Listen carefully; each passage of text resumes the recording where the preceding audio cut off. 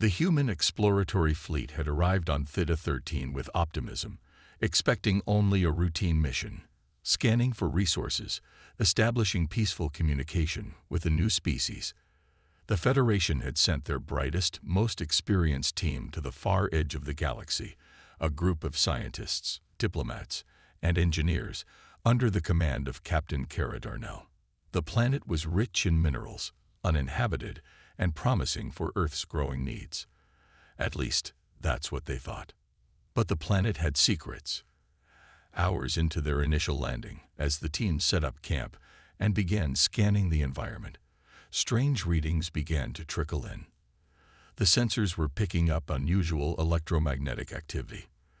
The surface was stable, but there was something off. The data didn't make sense, as if the planet's magnetic field was interacting with something hidden beneath the crust. Then came the signal, intermittent at first, like an ancient encrypted broadcast. It was the first sign that they weren't alone. The fleet's communications officer, Lieutenant Joseph Ramirez, had been the first to decode part of the signal. It was alien, no doubt about it, but strangely familiar, as if it was intentionally garbled, like a challenge. The team had laughed it off at first, assuming it was some bizarre form of planetary interference, but that feeling of unease lingered in the back of their minds. Then, without warning, the ground beneath their feet rumbled. The air grew tense, and the signal grew stronger, more coherent, until it became clear. The signal was a warning. Too late. At first, it was a low hum, faint but growing louder, as if the very planet was calling out. The crew didn't have time to react. Within minutes, an enormous craft appeared from beneath the surface, bursting through the ground like a beast awakened. It was unlike anything the humans had seen. A massive, sleek vessel, dark as the void, with jagged edges and glowing lines of energy that seemed to pulse in rhythm with the planet's electromagnetic hum. The ship didn't hover. It seemed to ripple through the air, as if it was manipulating gravity itself. And from it, an endless swarm of smaller craft emerged, each one armed to the teeth. Before Captain Darnell could issue a command, the first strike hit. The sky lit up with blinding beams of concentrated energy. The planet's surface cracked open in great jagged lines, and the air was filled with the deafening roar of destruction. The HFY had come. They had waited, watched, and now they were ready to purge. Chaos ensued. The crew scrambled for cover, but they had no chance against the overwhelming might of the HFY. The Federation's most advanced defenses were useless, their weapons disintegrating upon impact with the alien ships. The HFY didn't even seem to notice the human fleet's attempts at retaliation. They didn't need to. Their technology was so advanced, it was like trying to fight fire with a bucket of water in the midst of a storm. Darnell barked orders, trying to establish some kind of defense perimeter, but it was clear from the first explosion that the humans were outmatched. The HFY ships opened fire without hesitation, reducing everything in their path to ash. The planet's surface was being razed, entire landscapes vaporized in seconds. In the heart of the chaos, Captain Darnell fought to remain composed, trying desperately to coordinate a counterattack. But there was no time. The human fleet was being obliterated. Her officers were falling, one by one, to the onslaught. The comms were filled with the desperate screams of her crew, cut short as their ships were torn apart. The world she had known, the safety of Earth, was fading fast. In a final act of defiance, Darnell managed to reach the bridge of her ship, the Resolute. She threw herself into the command chair, hands shaking, as the last remaining crew members fought to keep the ship functional. Through the haze of blinding explosions, she activated the emergency distress beacon, broadcasting a final message into the void. Her voice, broken but resolute, echoed through the darkened comms. "This is Captain Kara Darnell of the United Earth Federation. We're under attack by an unknown alien force. They are overwhelming us. Her transmission cut off as the Resolute was hit. The explosion tore through the ship's hull, throwing Darnell into the cold embrace of unconsciousness. When she awoke, The battle was over. The planet, once a symbol of hope for humanity's expansion, was a graveyard of broken ships and scorched earth. The HFY had left nothing alive. Darnell, somehow still breathing, found herself alone in the wreckage, the only survivor of what would become known as the Theta 13 Massacre. But as the last embers of the battle faded into the silence of space, Darnell's mind raced. There was something she had realized before her ship was destroyed. This wasn't just an attack. It wasn't random. The HFY had known exactly what they were doing. And they weren't done. Not by a long shot. The galaxy would hear the truth soon enough. This had been a warning. Captain Kara Darnell's awakening wasn't the peaceful kind. The disorienting weightlessness of space around her, the lingering taste of blood in her mouth, and the faint crackle of static from her broken comms set the tone. She was alive, barely, but the world she knew had crumbled. The Federation had sent her team to Theta 13 to explore a promising world. Now that same world had become a graveyard, and Earth's first encounter with the HFY was an unmitigated disaster. She had no idea how long she drifted in the wreckage of the Resolute, but it felt like a lifetime. The silence in her broken ship was deafening, the occasional creak of torn metal and the distant hum of the failing engines filling the void. In a haze, Darnell had only one thought: survive. There was no time for grief. The mission had failed, but the war wasn't over, not yet. She needed to warn Earth. When the Federation had finally managed to locate her, it was no victory. Earth's flagship, the Independence, had arrived just in time to find Darnell clinging to life among the shattered remains of her ship. They retrieved her, the sole survivor of the slaughter. She was broken, physically, mentally, but her resolve had only hardened. The moment she was safely aboard the Independence, she was rushed to the medical bay. The crew worked quickly to stabilize her, but no one could fix the haunted look in her eyes. The horrors of Theta 13 were etched into her mind, the memory of every scream, every explosion, and the feeling of helplessness as her team had been torn apart. It took several hours for Darnell to regain full consciousness. The first thing she asked for wasn't medical attention. It was a secure line to Federation Command. She had to speak to someone in charge, someone who could make the galaxy understand what had happened. The Federation's council was skeptical, but Darnell's words cut through their doubt like a knife. She described it HFY, their weapons, their ships, their brutal efficiency, how they had decimated her team with no warning, no mercy. It was not just a massacre, it was a calculated, deliberate act. And it wasn't over. The HFY weren't simply hostile. They were determined to exterminate humanity, and they were already planning their next move. Despite her insistence, the response from Earth's leaders was fractured. Some believed her, some didn't, and a few even argued that the attack could have been a misunderstanding, an isolated event, something they could sweep under the rug. This division within the Federation's ranks created a rift that threatened to destroy the unity Earth had worked so hard to build. There were those who wanted to prepare for war, while others still believed peaceful diplomacy could salvage the situation. Captain Darnell, already beyond patience, knew that waiting for the Federation to act was a fool's game. The HFY had proven they would strike again, and likely sooner rather than later. But the Federation was caught in a web of indecision, unwilling to act without definitive proof of the HFY's true intentions. The bureaucrats debated endlessly while Earth's military leaders scrambled to form a defensive strategy that wouldn't end in annihilation. Darnell had seen enough to know one thing. The Federation had no real plan. Earth was caught flat-footed. But humanity had one advantage. The Federation's strength didn't lie in bureaucracy or diplomacy. It lay in its people, in their ingenuity, their refusal to back down, and their ability to fight when they had no other choice. Without waiting for the Federation's final decision, Darnell began to take matters into her own hands. She called in favors, summoned the few soldiers who had fought in the Federation's earlier wars, and sought out scientists who had once worked on classified weapons projects. She assembled a team of the best and brightest. people who had the same fierce determination that burned in her chest. Together, they would build the tools humanity needed to survive and strike back. Among them was Dr. Linnea Cruz, a former weapons engineer whose expertise in alien technology had made her a legend within the Federation's research division. Cruz had once advocated for building human weapons capable of countering advanced alien tech, but her proposals had been dismissed as paranoid. Now she was Darnell's secret weapon. With Cruz leading a team of engineers and scientists, they began reverse engineering the fragments of HFY technology that had been salvaged from Theta-13.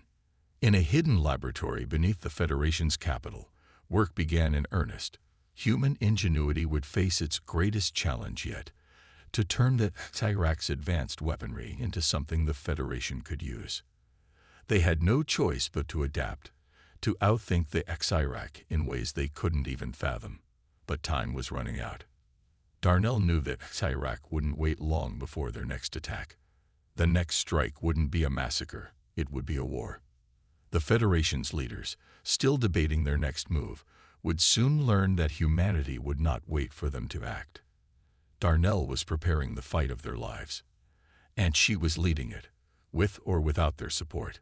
The days following Darnell's return to Earth were filled with a whirlwind of frantic decisions and covert operations. The Federation, still paralyzed by internal divisions, hesitated to declare war on the HFY. Yet the signs were undeniable. The HFY had shown no mercy, no hesitation. What had been called a massacre was only the beginning, and the Federation was woefully unprepared. But Captain Kara Darnell, now at the center of a rapidly growing resistance, knew the fight was already on. If humanity was to survive, it had to act first. As the Federation's military brass fumbled over protocols, Darnell's ragtag task force of military personnel, scientists, engineers, and former war heroes began to organize in secret. They called themselves the Vanguard. Led by Darnell, the Vanguard was composed of people who had no interest in waiting for approval from politicians who had never seen battle. They were the ones who had been forged by hardship, driven by a singular purpose: to keep humanity from becoming extinct. Dr. Linnea Cruz and her team of engineers worked relentlessly, dissecting the wreckage of the HFY's weapons and ships. Every piece of technology they uncovered was a potential key to humanity's survival, but it wasn't enough just to understand the alien tech. They had to reverse engineer it, to adapt it into something that could be used against their invaders. The problem was immense. HFY technology was unlike anything humanity had encountered before. Advanced energy systems, gravity-defying propulsion, weapons that could disintegrate entire cities in seconds. But Cruz wasn't daunted. She saw it not as a mountain to climb, but as a puzzle to be solved. The breakthrough came when Cruz found a way to interface human-made systems with the HFY's energy cores. It wasn't an immediate success, but after weeks of testing, they created the first hybrid weapon, a pulse cannon that could fire concentrated beams of energy, capable of cutting through the toughest alien armor. It wasn't perfect, but it was a start. With each passing day, the team began improving the weapon, adjusting it to be more efficient, more devastating. Meanwhile, Darnell focused on rallying support from those who had the most to lose, the military. She began training her team in unconventional tactics, emphasizing stealth and unpredictability. The HFY had one significant weakness that no one had yet realized. They lacked flexibility. Their battle tactics, while superior in terms of technology, were rigid, hierarchical, and focused on overwhelming force. Humans, on the other hand, were adaptable. They were creative in combat, able to think on their feet, and react in ways their enemies couldn't predict. Darnell's team began testing this theory in small skirmishes. They hit HFY outposts, sabotaging their supply lines, destroying smaller vessels, and retreating before the aliens could retaliate. These hit-and-run tactics seemed crude, but they were effective. The HFY were not accustomed to this kind of warfare, where their overwhelming might could be neutralized by ingenuity and unpredictability. The humans were like ghosts, striking quickly and vanishing into the chaos. Word began to spread throughout the Federation. It wasn't just Darnell's victory at Theta 13 that made her a hero. It was the victories that followed. Small, scattered, but consistent. The human advantage wasn't in their weaponry, not yet anyway, but in their ability to adapt, to improvise, to never give up. They weren't just fighting to survive. They were fighting to win, in their own unique way. Soon, the Federation began to take notice. Politicians who had once dismissed Darnell as a rogue officer now found themselves listening to her. Military leaders who had been wary of the Vanguard's unorthodox methods began to see the potential in their approach. Humanity's survival no longer depended solely on waiting for the Xirac to make the next move. It depended on making the first move. But even with the growing support of the Federation's military, Darnell knew that Earth was still far from ready. The Xirac might have underestimated humanity's resourcefulness, but they were still far more powerful. The pulse cannons and small victories had bolstered Earth's forces, but they wouldn't be enough to win a war. Not yet. Humanity needed something more, something bigger. Darnell called for a meeting with the Federation's high command. But this time, her demands were clear. "We're not going to wait for the Xirac to strike again," she said, her voice steady, unwavering. "We need to bring the fight to them. We need to hit them where it hurts, their command structure. We need to disrupt their fleets, their coordination. We need to make them realize that Earth isn't just a planet to be conquered. It's a threat." The Federation's leaders listened. They had no choice. Darnell had proven that humanity could not only survive, but fight back. And as they began to mobilize the fleet, they knew one thing for certain. Humanity's greatest strength wasn't its technology, its military, or even its numbers. It was the will to fight, the drive to keep going when everything seemed hopeless. The Xirac may have had superior technology, but humanity had something far more dangerous: the ability to outthink and outfight an enemy that couldn't understand the human spirit. The war had only just begun, but humanity had already shown the galaxy what they were capable of. Now, the Xirac would learn the true meaning of the phrase: never underestimate humanity. The Federation had spent years building its arsenal, but it was only through Darnell's leadership that humanity finally found its nerve. Armed with the modified Xirac technology, the Vanguard was ready to strike back. Darnell knew that the first counterattack would set the tone for the entire war. The Federation's military had trained for conventional warfare, but this wasn't going to be conventional. It would be a message, a symbol of humanity's resilience. The target was a Xirac weapons depot, located on the outer rim of the galaxy, a site where the aliens had been stockpiling advanced munitions for their next wave of assaults on Earth. The depot itself was buried deep within an asteroid field, surrounded by a thick network of patrols and defense systems. But Darnell wasn't concerned with conventional tactics. The Vanguard had already proven that the unexpected was their greatest weapon, and the element of surprise was on their side. The plan was simple: infiltrate the asteroid field, sabotage the weapons depot, and escape before the Xirac had time to respond. Darnell's team wasn't going to engage in a full-scale battle. They were going to hit fast, hit hard, and vanish into the shadows. For this mission, there would be no room for error. Darnell assembled a small but elite team for the operation. Among them was Lieutenant Josiah Markham, a former Special Forces operative known for his deadly precision, and Dr. Cruz, whose work on the hybrid weapons had become invaluable. She also brought in a handful of soldiers who had already proven themselves in smaller skirmishes against the Xirac. They were the best humanity had to offer, and Darnell trusted them with her life. The Vanguard's fleet consisted of several modified human ships, equipped with stolen Xirac technology, making them nearly invisible to the alien radar systems. They were small, fast, and maneuverable, perfect for a hit-and-run assault. The fleet slipped through the asteroid field undetected, the crew silent as they approached their target. As they neared the depot, the crew felt the weight of what they were about to do. They weren't just attacking a military installation. They were sending a message to the Xirac, a message that humanity was no longer helpless. The first phase of the mission went off without a hitch. Markham and his team infiltrated the depot's outer perimeter, using the cover of the asteroids and their advanced stealth tech to remain unseen. They planted explosives on key components of the depot's weapon systems, targeting the main power supply that would cripple the Exirac's ability to retaliate. Every move was calculated, every step deliberate. There was no room for mistakes. But as the final explosive was set, an alarm blared. The Exirac had detected an anomaly in their system. Their ships appeared, emerging from the depths of the asteroid field, larger and more menacing than anything the humans had faced before. The mission had just gone from covert sabotage to full-scale combat. The Exirac responded with brutal efficiency.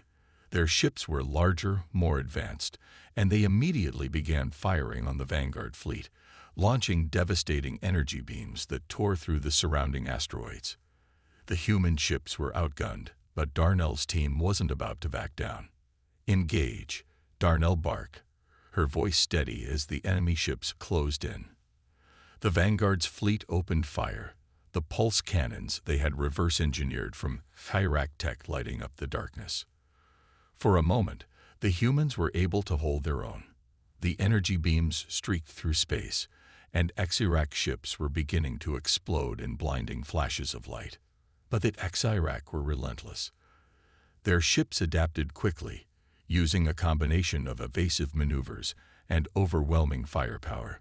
The human ships, though faster and equipped with the alien weapons, were still vastly outnumbered.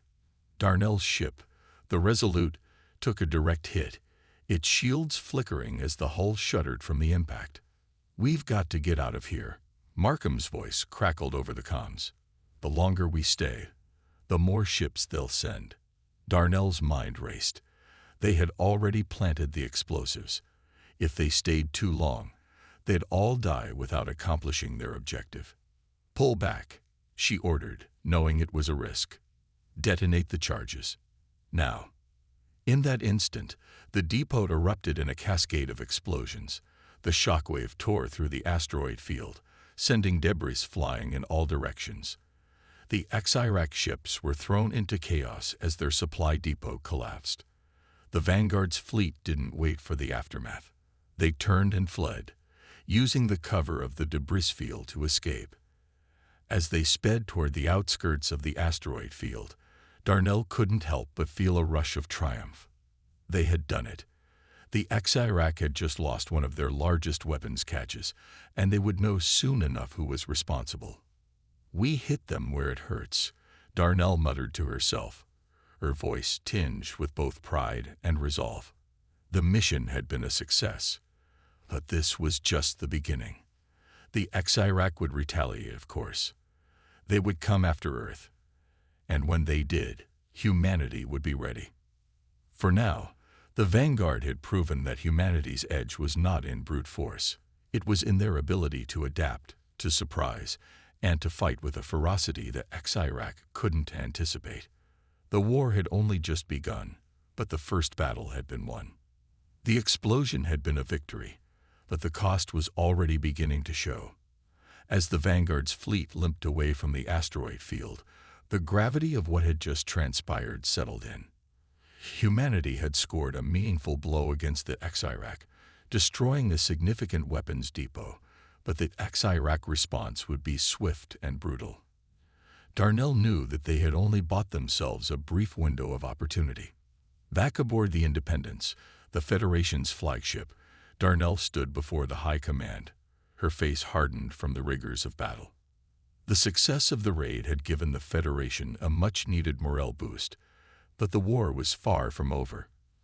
As the leaders of the Federation debated their next move, Darnell felt the weight of their indecision. They were still dragging their feet, hesitant to escalate the war into something larger. They were afraid of the Exirac's power, and that hesitation made her uneasy. "Captain Darnell," Admiral Sanderson began, his voice gruff and tired. "You've made it clear that the Exirac are formidable, but we can't keep fighting like this. We need a larger strategy." Darnell's gaze hardened. She had been expecting this. The question had never been if the Federation would act. It had always been when and how. The raid on the weapons depot had shown them that humanity was capable of dealing damage, but it also exposed the flaws in the Federation's current strategy. Hit-and-run tactics were effective, but they wouldn't win the war.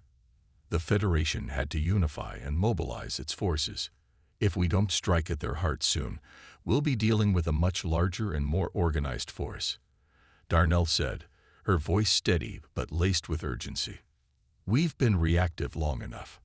It's time to take the fight to them. Sanderson grimaced. And how do you propose we do that?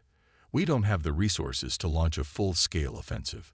The Xerac have fleets that can wipe us out in seconds. Darnell felt a flash of frustration.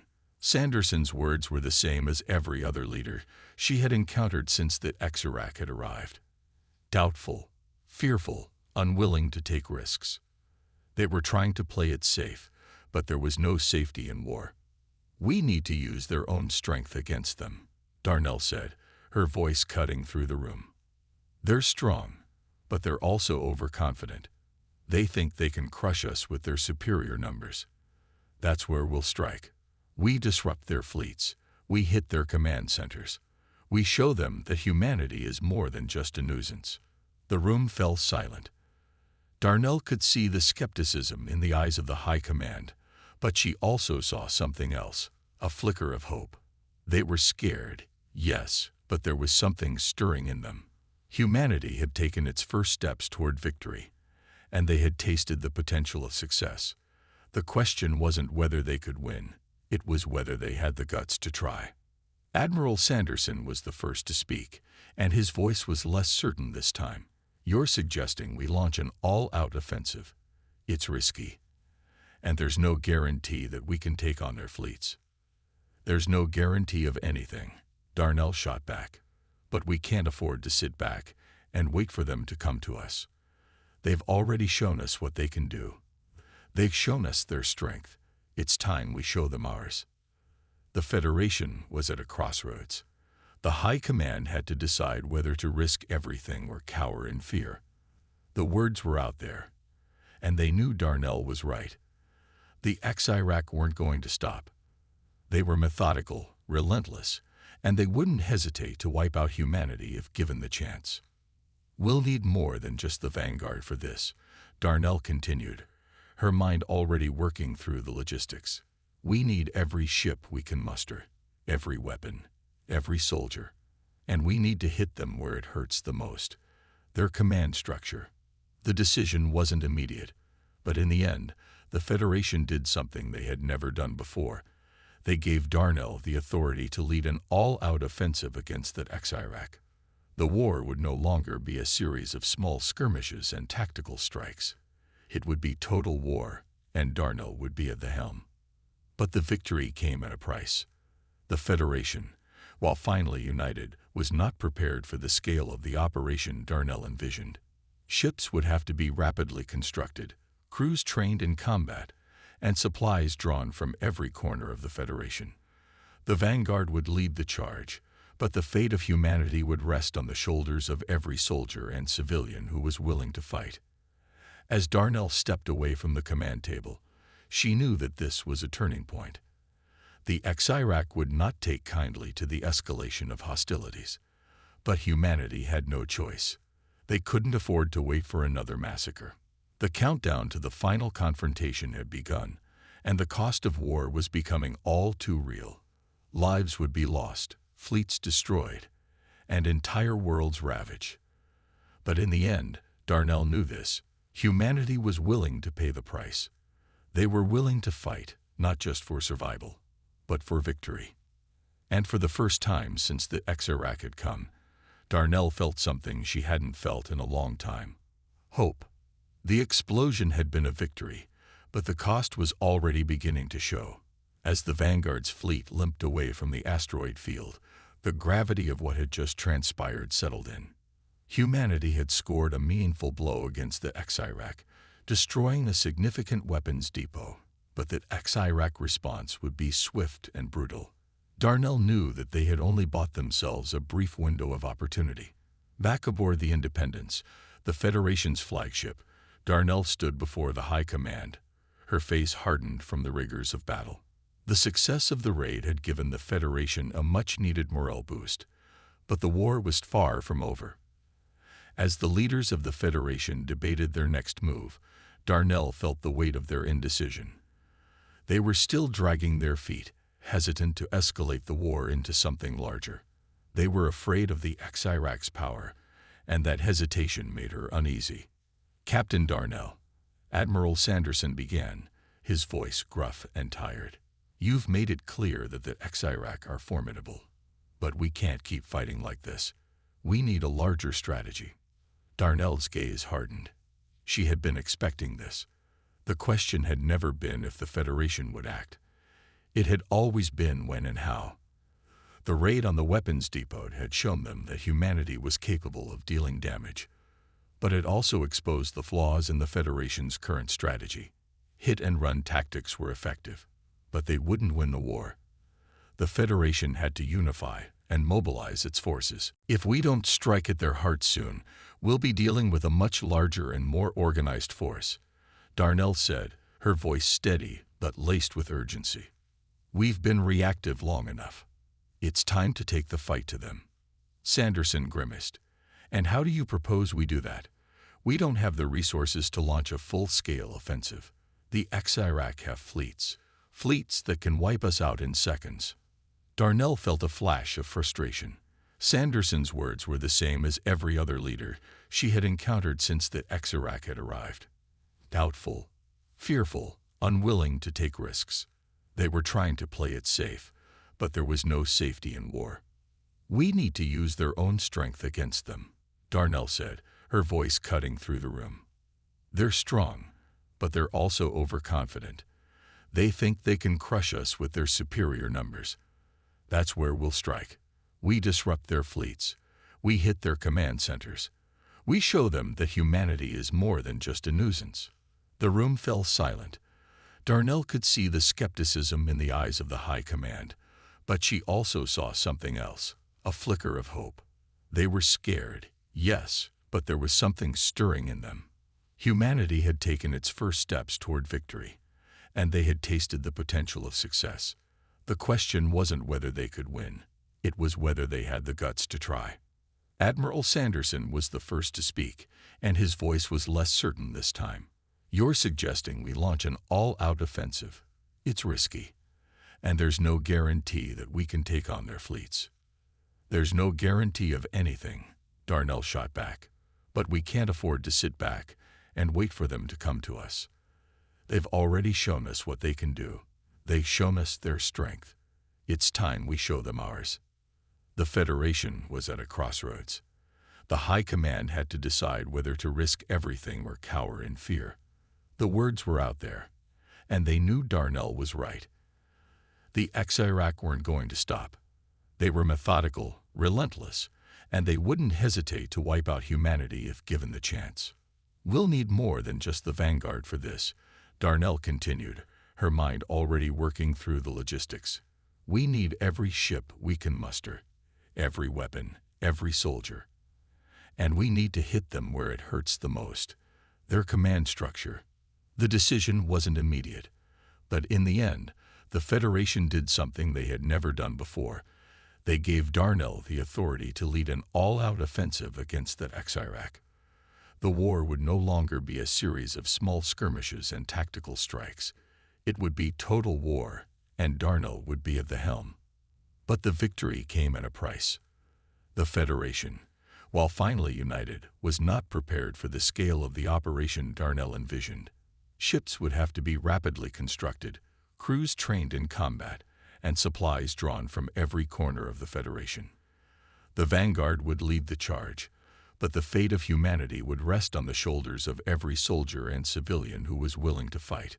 As Darnell stepped away from the command table, she knew that this was a turning point. The Xirac would not take kindly to the escalation of hostilities. But humanity had no choice. They couldn't afford to wait for another massacre. The countdown to the final confrontation had begun, and the cost of war was becoming all too real. Lives would be lost, fleets destroyed, and entire worlds ravaged. But in the end, Darnell knew this.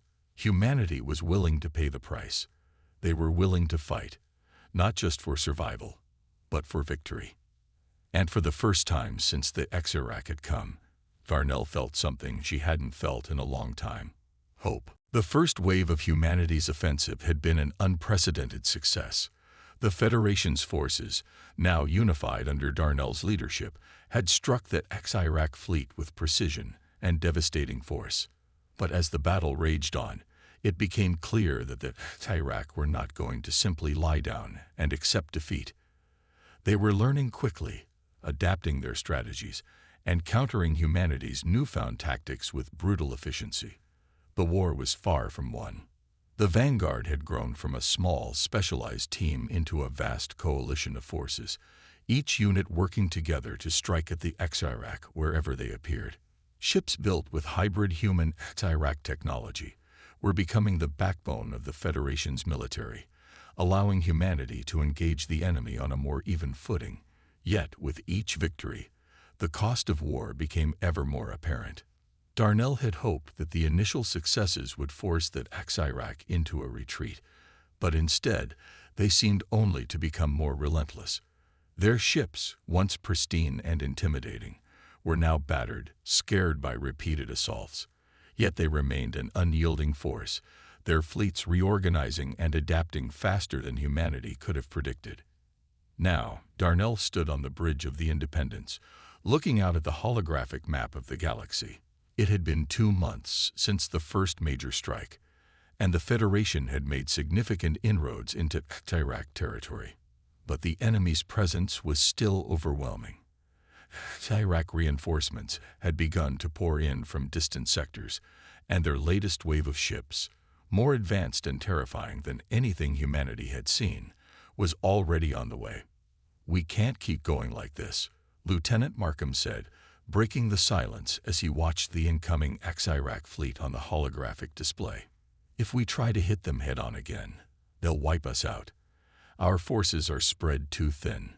Darnell clenched her jaw, her mind racing. The Federation was struggling to maintain its hold on the momentum they had gained. Their offensive was beginning to stall, and the Exirac were closing in. The Federation's resources were stretched to the breaking point. Ships were being lost, and entire colonies had been overrun as the Exirac retaliated with terrifying speed. "We can't afford to stall now," Darnell said, her voice low but firm. "If we give them time to regroup, if we allow them to consolidate their forces, we won't be able to stop them. We need to hit them again, harder than ever before." "But where?" Cruz interjected, her eyes tired but sharp. "We've already hit their supply lines, their command centers. What's left to target? They're starting to bury themselves deep within their strongholds." "Exactly," Darnell said, her eyes narrowing as a realization settled in. "We've been fighting them on their terms, but we need to make them fight on ours. We need to pull them out of their strongholds and force them into a battle where their strength is neutralized." Markham frowned. "You're suggesting a trap?" Darnell nodded, her eyes gleaming with determination. "Yes. We draw them out. We bait them into a confrontation where their numbers and advanced weaponry can't give them an edge. If we can force them into open space, away from their fortified positions, we have a chance to win." The room went silent as the officers around her processed the plan. It was risky, almost suicidal, but Darnell had never been one to shy away from the impossible. "It's the only way," she said firmly. "We'll need every ship in the Federation's fleet to make it happen. We'll have to stage a decoy mission, something that lures them into a position where they think they're overwhelming us. Then we'll spring the trap." "Are we ready for this?" Cruz asked quietly. "We're about to find out," Darnell replied, her gaze fixed on the holographic map of the Exirac-controlled systems.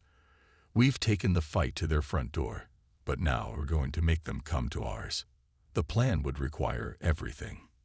Every ship, every soldier, every scientist, and every engineer in the Federation would need to work in unison to pull off the ruse. It was a risky gambit, one that would force the Federation into a decisive battle. A battle they couldn't afford to lose. The coming confrontation would take place in the Tessa Nebula, a vast, uncharted region of space where the HFY had established one of their most heavily fortified command centers. The HFY were known for their rigid adherence to military structure, and Darnell knew that if they could outsmart their enemy by creating the illusion of weakness, they might just be able to turn the tides in humanity's favor. The Federation would feign a retreat, drawing the HFY into a false sense of victory. Then, at the critical moment, the Vanguard and a fleet of reinforcements would jump in from hyperspace, cutting off the HFY's escape and forcing them into a full-scale battle. It was a plan based on the art of deception, on playing the enemy's arrogance against them. But it was also a plan born of desperation. Humanity couldn't afford to make mistakes. As Darnell looked out into the blackness of space, her mind raced with the weight of what was to come. The Federation had already lost too much, and more lives would be sacrificed. But in her heart, she knew that they had no other choice. The HFY had underestimated humanity before. They wouldn't make that mistake again. The final showdown was coming, and humanity would be ready. The Tessa Nebula was a graveyard of stars, a place where light struggled to break through dense clouds of dust and gas. It was an inhospitable place, ideal for the HFY to bury their most important installations, safe from the prying eyes of the galaxy.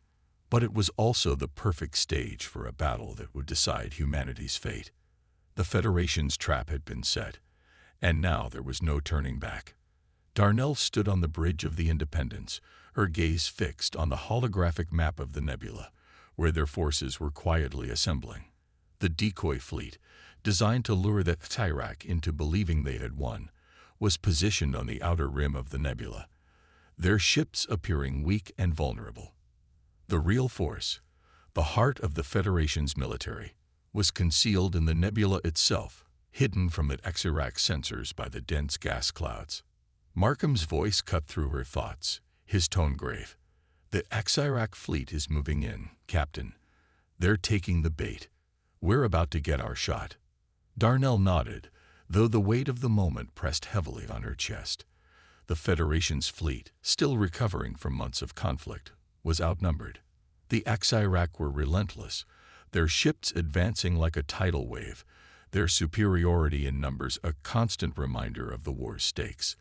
But humanity had something the HFY did not: creativity, adaptability, and the will to fight until the last breath. The Federation had to take that fight to them. And now, this was their chance. "Activate the signal," Darnell ordered, her voice cold and commanding. "Let's make sure they know they've made a mistake." A soft beep echoed from the communications console as the order was relayed. Seconds later, the HFY sensors detected a sudden shift. The decoy fleet, now under heavy fire from the alien forces, made a sudden jump to hyperspace, vanishing from their radar. The trap was set. Darnell's heart pounded as the real fleet emerged from the shadows, the Vanguard leading the charge.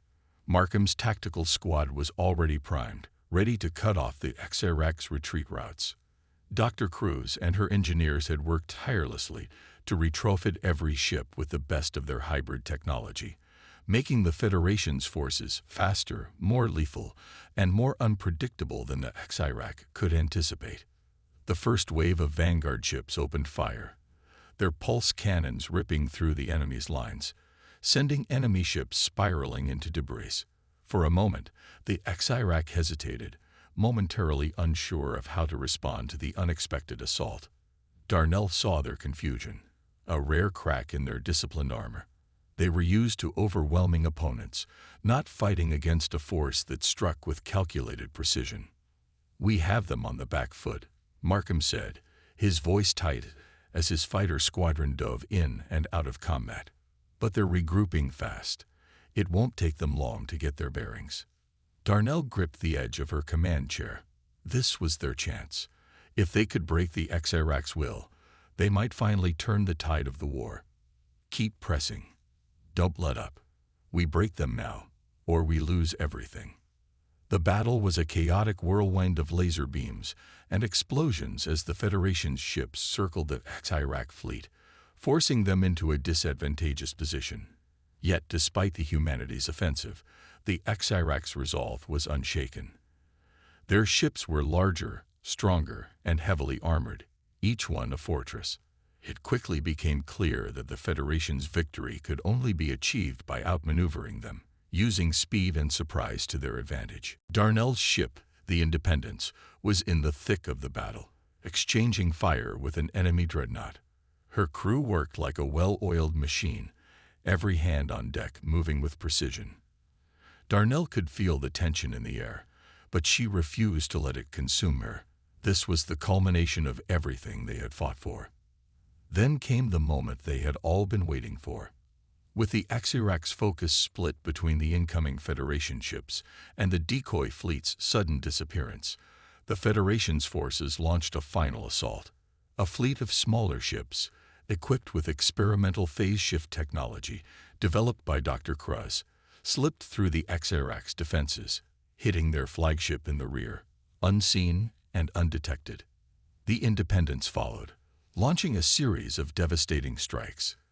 The Xirac flagship's shields faltered under the relentless assault, and for the first time in the war, Darnell saw that Xirac leader, an alien being, cold and calculating, standing at the heart of the vessel, watching as their forces were torn apart. "I'll make sure we finish this," Darnell muttered to herself as she issued the final commands. Her eyes locked onto the Xirac flagship's critical weak point, an exposed reactor that powered the ship's weapon systems. "Target the reactor. All ships, converge on the flagship." With a final, desperate push, the Federation ships concentrated fire on the Xirac flagship. The blasts hit with surgical precision, the reactor's core collapsing in a spectacular eruption. The flagship erupted in a burst of light, its destruction sending shockwaves through the Xirac fleet. Ships began to retreat in disarray as the Federation pressed their advantage. For the first time in the war, the Xirac were not the ones dictating the terms. Humanity had broken through their defenses, shattered their confidence, and delivered a blow that could not easily be undone. As the battle subsided and the remnants of the Xirac fleet retreated, Darnell stood silent for a moment, staring at the view of the defeated enemy fleet scattered across space.